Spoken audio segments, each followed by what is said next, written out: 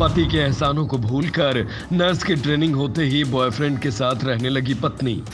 MP के अनूपपुर में सामने आया ज्योति और आलोक मौर्य जैसा मामला। पीड़ित जोहन बोला, बीमा पॉलिसी के पैसे निकाले, 1.25 लाख का कर्ज भी लिया।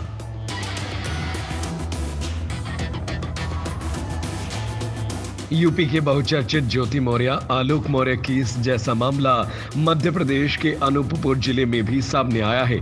जिला कलेक्टर के पास जाकर एक शादीशुदा शख्स ने अपनी पत्नी को वापस बुलवाने की गुहार लगाई। जिले के पकरिया गांव निवासी जोहन के अनुसार शादी के बाद से उसकी पत्नी मीनाक्षी प्रतियोगी परीक्षाओं की तैयारी करती थी। पत्नी की लगन देख उसने 1,15,000 रुपए कर्ज ले लिया और मीनाक्षी को जीएनएम की ट्रेनिंग कराई। जोहन भारिया का दावा है कि 2 साल तक वो कर्ज में डूबा रहा, यहां तक कि पत्नी की पढ़ाई के लिए युवक ने अपनी बीमा पॉलिसी का पैसा भी निकाल कर खर्च कर दिया। लेकिन इसके बाद उसकी जिंदगी में अचानक नया मोड़ आ गया। दरअसल पत्नी मीनाक्षी ने जीएनएम की ट्रेनिंग खंडवा जिला चिकित्सालय में पूरी करने के बाद जोहन को पति मानने से ही इनकार कर दिया। पीड़ित पति का कहना है कि 7 साल की बेटी को भी पत्नी मीनाक्षी जोर जबरदस्ती करके अपने साथ ले गई।